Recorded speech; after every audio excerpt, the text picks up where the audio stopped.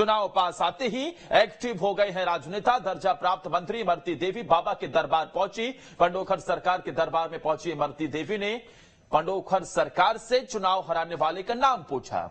पंडोखर सरकार ने इमरती देवी को जवाब दिया, कहा आप ही की पार्टी के एक नेता ने हराया। कहा कि डबरा आकर खुलासा करूंगा। सुनाते हैं आपको। पूछना चाहते हैं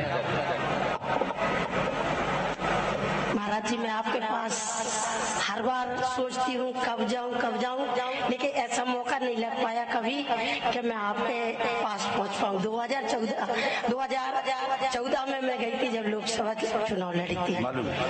तो एक तो मैं राजनीति बहुत साफ सुथरी करती हूँ, फिर भी मुझे चुनाव कैसे हराया।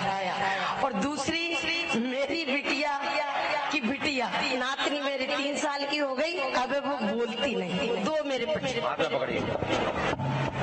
हमें लिखा है राजनीतिक उन्नति होगी, विस्तार होगा, हराए हुए व्यक्ति का नाम नहीं लिया जाएगा। आपके ही वर्तमान की पार्टी का व्यक्ति है। आप पढ़ लीजिए, आपके ही वर्तमान का पार्टी का व्यक्ति है। अब व्यक्ति में तो बहुत लोग हैं, पूरी दुनिया है, मैं किसी का नाम नहीं ले रहा हूं, लेकिन इतना जरूर है कि आपकी राजनीति में विस्तार होगा। पंडोखर सरकार का दर्शन करें, हारे वाले व्यक्ति का नाम नहीं बताया जा सकता है, परंतु बताने में समर्थ हूं। लेकिन जब तुम्हारा डबरा में कार्यक्रम होगा तब मैं बता के आऊंगा। और इसी खबर पर ज्यादा जानकारी के साथ हमारे सहयोगी विनोद सीधा जुड़े हुए हैं। विनोद के पास चलते हैं। विनोद, इमरती देवी का पंडोखर सरकार के धाम में पहुंचना और वहां पर जिस तरीके से उन्होंने सवाल किया कि मुझे चुनाव किसने हराया, जवाब मिला कि आप ही की वर्तमान पार्टी का कोई नेता है। ये नेता कौन हो सकता है? क्योंकि इमरती देवी कई बार मंचों से भी इस बात को लेकर कह चुकी हैं कि मुझे हराया गया है मेरी ही पार्टी के लोगों ने।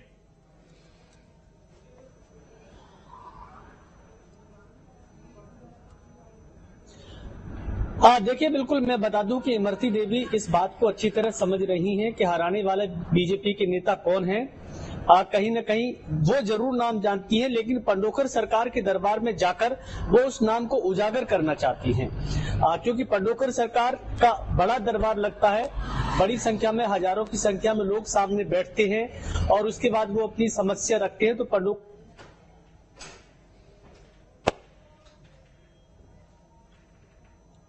चलिए, विनोद का संपर्क फिलहाल मुझे लग रहा है कि टूट गया है। विनोद के पास चलते हैं। लेकिन जो विनोद एक बड़ी बात कह रहे थे कि इमरती देवी जानती हैं कि वो नाम कौन है, क्योंकि इमरती देवी की मुस्कुराहट ये बता रही है कि उन्हें शायद इस बात की जानकारी है।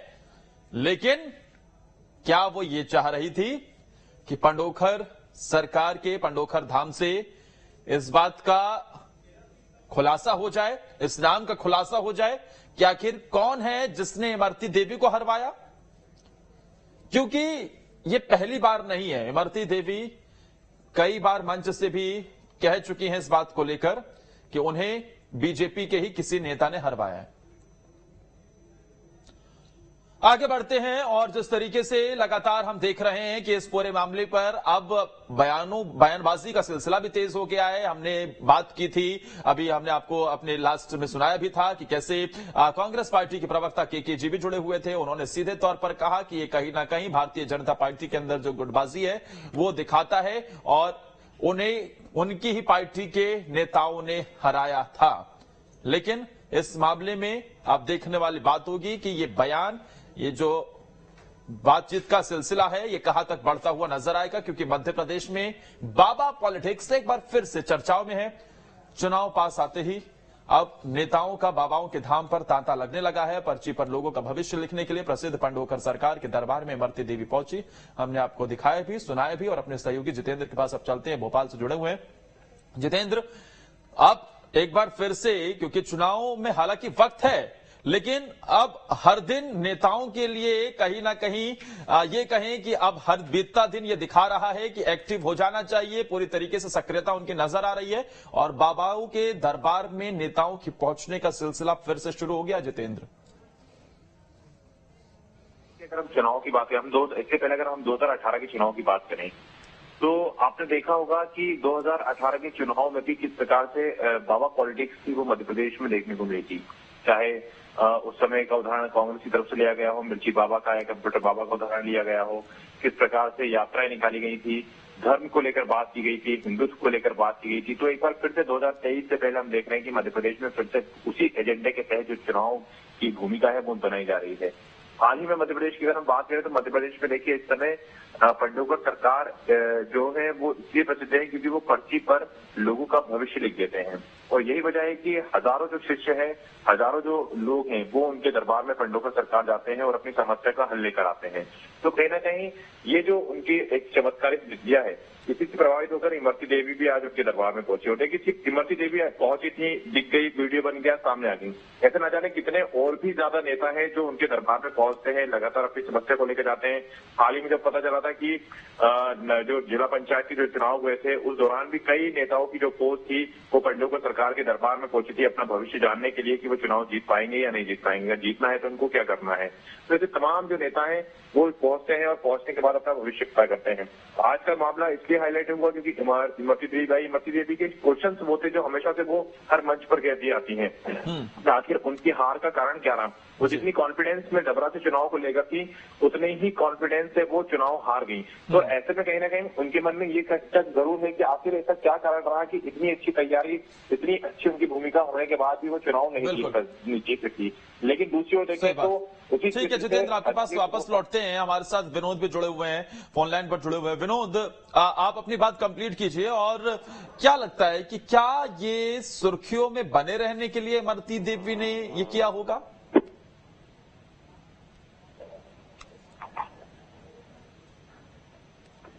देखिए, मैं बताऊं, इमरती देवी के बारे में कई बार जब हमारी बात हुई है, बाकी और अन्य लोगों की बात हुई है, तो इशारों में उन्होंने ये बात कही और वो जानती है कि उन्हें किसने हराया है। लेकिन इमरती देवी अब उस नाम को उजागर करना चाहती है और इमरती देवी इस बात को अच्छी तरह जानती है कि एक बार पब्लिक में उसका नाम उजागर हो जाए तो शायद उनको सिंपैथी मिल जाएगी और अगले विधानसभा चुनाव तो वो जीत सके। सामान्य तौर पर यह देखा गया है कि इमरती देवी कहीं न कहीं अपनी हार जगत को बीजेपी के अंदरूनी गुटबाजी का ही एक हिस्सा बता रही हैं। और एक बार न्यूज स्टेट ने उनका इंटरव्यू किया था तो इमरती देवी ने खुद ये बात कही थी कि बीजेपी में जाने से पहले मैंने ज्योतिरादित्य सिंधिया को बताया था कि मैं वहां से चुनाव नहीं जीत पाऊंगी इस पार्टी से। तो नहीं जीत पाएंगी इस पार्टी से, इसके कारण शायद इमरती देवी बेहतर तरीके से समझती होंगी। लेकिन जिस तरह से वो पंडोकर सरकार के दरबार में गई तो कहीं न कहीं उस नाम को उजागर करना चाहती थी, क्योंकि पंडोकर सरकार एक ऐसे संत हैं जो पर्ची पे लिखकर नाम बता देते हैं और हजारों की संख्या में लोग उनके दरबार में बैठते हैं, लेकिन आज उन्होंने नाम नहीं बताया। इससे जाहिर हो रहा है, उन्होंने ये भी कहा है कि अब डबरा जाएंगे तब वो बात बताएंगे, तब वो नाम बताएंगे। तो जब पंडोकर सरकार डबरा पहुंचेंगे उस समय लग रहा है कि पूरे मध्य प्रदेश की निगाहें उनकी उस यात्रा पे होंगी डबरा आने पर, और डबरा वो कब आएंगे अब इस बात का इंतजार है। लेकिन विनोद, जब हमारे साथ खुद पंडोकर सरकार जुड़े हुए थे पंडोकर धाम से, तो उनकी तरफ से ये कहा गया कि कोई बड़ा नेता नहीं है, कोई छोटा नेता ही है, कोई नेता है जो कहीं ना कहीं उनकी हार के पीछे की वजह है। लेकिन उन्होंने इस बात से भी इनकार किया कि कोई इसके पीछे बड़ा नेता नहीं है। देखिए, अगर बड़ा नेता नहीं है तो फिर छोटे मोटे छोटे भाइयों के नाम लेने से फायदा भी क्या है, क्योंकि सामान्य तौर पे जब कोई नेता चुनाव मैदान में लड़ता है तो उसकी पार्टी के अंदर ही कई लोग ऐसे होते हैं, छोटे छोटे कार्यकर्ता, जो उससे उनके कामों से खुश नहीं होते या नाराजगी जाहिर करते हैं और वो उसके साथ नहीं चलते, उसका नाम उसे हराने की कोशिश करते हैं, जिनका कोई बहुत ज्यादा आधार या अस्तित्व नहीं होता। ऐसे तमाम कार्यकर्ता हैं दोनों ही पार्टियों में, चाहे बीजेपी और कांग्रेस, जो 5 वोट भी अपने कहने से नहीं डलवा सकते। तो फिर ऐसे लोगों को लेके पंडोकर सरकार के दरबार में उसका नाम उजागर करवाना तो उसको और पब्लिसिटी देने वाली बात होगी। लेकिन कोई ना कोई बड़ा नेता अगर इसके पीछे होगा, इस बात का अगर पंडोकर सरकार खुलासा करे तब तो इमरती देवी को कुछ फायदा होने वाला है, नहीं तो इमरती देवी को छुटभैया नेताओं से कोई फायदा होने वाला नहीं है।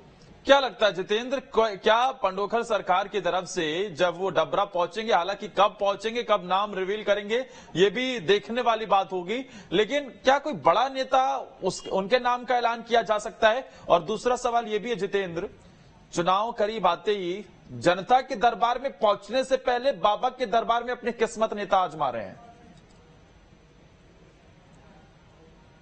जितेंद्र, में ये भी माना जाता है कि कई ऐसी जगह है जहाँ पर चमत्कार होते हैं और चमत्कार को नमस्कार भी किया जाता है। अब ये वजह है कि बाबाओं के दरबार पर जो नेताओं का एक तांता है वो कहीं ना कहीं चुनाव से पहले लगना शुरू हो जाता है, क्योंकि उन्हें मालूम है कि अगर उन्हें उनकी किस्मत का फैसला बदलना है, कहीं ना कहीं ऐसे दरबारों में जाना पड़ेगा जहां पर जाने के बाद उन्हें स्थिति का पता चल सके। पंडोकर सरकार की भी बात करें तो मध्य प्रदेश के हजारों जो लोग हैं, हजारों जो शिष्य हैं, वो उनके दरबार में पहुंचते हैं। तो ऐसे में नेताओं के साथ एक वोट बैंक भी कहीं ना कहीं उनके दरबारों में जाने से जुड़ सकता है। यही वजह है कि पंडोकर सरकार के दरबार में भी तमाम जो नेता हैं वो पहुंचते हैं, ताकि वहां उनके जो शिष्य हैं, जो उनके अनुयायी हैं, वो ये देख सकें कि उनके दरबार में आने वाला जो नेता है वो उनके क्षेत्र से विधायक के लिए खड़ा है, सांसद के लिए खड़ा है, तो कहीं ना कहीं इसका भी बेनिफिट मिलता है। दूसरी ओर अगर हम बात करें तो अब जिस प्रकार से अब तक नेता की बात की गई है कि इमरती देवी को किसने चुनाव हराया है, देखिए कहीं ना कहीं जिस प्रकार से उनका जो बयान सामने निकल रहा था, हमने भी सुना था कि जब पंडोकर सरकार से जुड़े थे न्यूज स्टेट पर, उन्होंने साफ ये कहा था कि कोई बड़ा नेता नहीं है, एक ऐसा नेता है कि वो भारतीय जनता पार्टी का, लेकिन उस नेता का भी नाम जानने के लिए कहीं ना कहीं सभी उत्सुक होंगे। जितेंद्र एक बार जरा सुनवा देते हैं वापस से, जो पंडोकर सरकार के धाम में जब पहुंची इमरती देवी तो क्या सवाल था, क्या जवाब उन्हें मिला, सुनवा देते हैं। क्या पूछना चाहते हैं? महाराज जी, मैं आपके पास हर बार सोचती हूँ कब जाऊँ, लेकिन ऐसा मौका नहीं लग पाया कभी कि मैं आपके पास पहुँच पाऊँ। 2014 में मैं गई थी जब लोकसभा चुनाव लड़ी थी, तो एक तो मैं राजनीति बहुत साफ सुथरी करती हूँ, फिर भी मुझे चुनाव कैसे हराया, और दूसरी मेरी बिटिया की बिटिया नातनी मेरी 3 साल की हो गई, अब वो बोलती नहीं, 2 मेरे पकड़िए। हमें लिखा है राजनीतिक उन्नति होगी, विस्तार होगा, हराए हुए व्यक्ति का नाम नहीं लिया जाएगा, आपके ही वर्तमान की पार्टी का व्यक्ति है। आप पढ़ लीजिए, आपके ही वर्तमान का पार्टी का व्यक्ति है। अब व्यक्ति में तो बहुत लोग हैं, पूरी दुनिया है, मैं किसी का नाम नहीं ले रहा हूं, लेकिन इतना जरूर है कि आपकी राजनीति में विस्तार होगा। पंडोकर सगा का दर्शन करें, हारे वाले व्यक्ति का नाम नहीं बताया जा सकता है, परंतु बताने में समर्थ हूं, लेकिन जब तुम्हारा डबरा में कार्यक्रम होगा तब मैं बता के आऊंगा। आपकी ही वर्तमान पार्टी का व्यक्ति है, ये जो कहा गया उनकी तरफ से, और इसके साथ ही ये भी सुना गया कि उन्होंने कहा कि आपके जो राजनीतिक भविष्य है वो उज्जवल है, आप उन्नति करते हुए नजर आएंगे। जितेंद्र, एक मुस्कुराहट की वजह यह भी हो सकती है इमरती देवी के चेहरे पर कि उनका राजनीतिक भविष्य यहां से और उज्जवल और उन्नत है, जो पंडोकर सरकार की तरफ से कहा गया। बिल्कुल, देखिए पंडोकर सरकार के यहाँ जैसे कि मैंने आपको बताया कि मध्य प्रदेश ही नहीं, देश के अलग अलग राज्यों से कई ऐसे शिष्य हैं जो उनके दरबार में पहुंचते हैं और दरबार में पहुंचने के बाद अपनी जो आस है वो रखते हैं। और ऐसे में जब इमरती देवी को लेकर उन्होंने एक बहुत बड़ी बात कही कि उनका जो राजनीतिक भविष्य है वो काफी उज्जवल है, उसका उदाहरण भी उन्होंने उसके सामने प्रस्तुत किया कि चुनाव हारने के बावजूद आज डबरा क्षेत्र में अध्यक्ष और उपाध्यक्ष इमरती देवी ने बनाया है। तो देखिए इस प्रकार के जो उदाहरण है वो भी यहाँ पर पंडोकर सरकार ने दिया है। तो कहीं ना कहीं उनके आगामी भविष्य, क्योंकि कहा जाता है कि पंडोकर सरकार किसी भी व्यक्ति का जो भविष्य है उसे पढ़ लेते हैं, उसको एक कागज में लिखकर उसको उसका जो भविष्य है वो बता देते हैं, और इसी नाम से वो पूरे देश में फेमस है। तो यही वजह रही कि इमरती देवी की जैसे ही यहाँ पर पहुंची तो इमरती देवी ने जब अपने मन के जो एक प्रश्न था। जितेंद्र, हम आपको रोकना चाहेंगे क्योंकि न्यूज स्टेट ने पंडोकर सरकार से खुद बातचीत की थी, वो आपको सुनवाते हैं, एक बार फिर से आपके पास लौटेंगे। जी पंडोकर सरकार जी, मैं आपसे यही पूछना चाहूंगा सर कि जिस तरीके से जो जवाब आपकी तरफ से इमरती देवी को दिया गया है, उसके बाद से अब चारों तरफ इस बात की चर्चा है कि इमरती देवी को हरवाने वाला वो नेता कौन है। सर न्यूज स्टेट के इस मंच से बता दीजिए जरा, कौन है वो आखिर जिसने इमरती देवी को हरवाया। सबसे पहले आपके चैनल के लिए और सभी दर्शकों के लिए बहुत बहुत साधुवाद अक्षर पंडोकर सका की पीठ की ओर से। और बहन इमरती जी कल मेरे से मुलाकात ग्वालियर में जया किशोर जी के कार्यक्रम में उन्होंने आशीर्वाद दिया। उनका प्रश्न था कि मैं चुनाव हार गई हूँ, किसने हरवाया है। तो मैंने उनसे कहा कि जब डबरा में दरबार होगा तब बताया जाएगा। आपके ही कार्यकर्ता, आपके ही पार्टी के नेताओं के द्वारा हराया गया है, लेकिन नाम नहीं बता सकता हूँ क्योंकि ये भागवत मंच है, हमारा दरबार नहीं था। हम तो वहाँ पर श्रीमद् भागवत महापुराण के कार्यक्रम में सम्मिलित होने के लिए गए थे। वहाँ जय किशोर जी का कार्यक्रम का लाभ उठाने गए थे और वहाँ दरबार का आयोजन नहीं था। भक्तों के आग्रह पर दरबार लगाया गया। लेकिन हाँ, आपके चैनल के माध्यम से मैं इसमें जरूर कहना चाहता हूँ कि उनके ही कार्यकर्ता, उन्हीं के पार्टी के लोग, उन्हीं के नेताओं ने उनको समर्थन और सहयोग नहीं किया। उनके ही भीतरघात उनके ही लोगों ने की है और उनका नाम जब डबरा में दरबार लगेगा तब बताया जाएगा। और मेरी अभी किसी की ओर कोई संकेत नहीं है कि किसने हराया, किसने जिताया। यानी एक बात का संकेत जरूर आपकी तरफ से ये मिल गया है कि भारतीय जनता पार्टी में गुटबाजी की हवा को जो दरकिनार किया जाता है वो जरूर है। लेकिन सर एक सवाल और है कि अगर इस तरीके से आप बता दीजिएगा कि किसने हरवाया है और कौन आपके पीछे पड़ा हुआ है, तो ऐसे तो नेताओं की तरफ से, पार्टियों की तरफ से वो समीक्षा बैठक जो हार जीत के बात करते हैं ना सर, विश्लेषण, वो तो करना भूल ही जाएंगे। सीधा सर आपके दरबार में आएंगे और उसका जवाब मिल जाएगा। ऐसे तो लंबे नेताओं की लंबी लाइनें लग जाएंगी सर। मतलब तो बता रहा हूँ कि जो चीज दुनिया के कोई नहीं बता पा रहे हो, पंडोकर धाम दरबार बताने के लिए प्रयास किया करता है। और जो अध्यात्म शक्ति के माध्यम से जो अनुभूत होता है, जो जानकारी मिलती, बताया जाता है। मैं आपको बता दूं, हमारी बहन इमरती जी ने प्रश्न किया तो उसमें किसी बड़े नेता की ओर इशारा नहीं है। मैं आपको एक क्लियर कर देता हूँ, ये मात्र कांग्रेस पार्टी उस दौरान तत्कालीन छोड़कर आई थी और भाजपा में सम्मिलित हुई।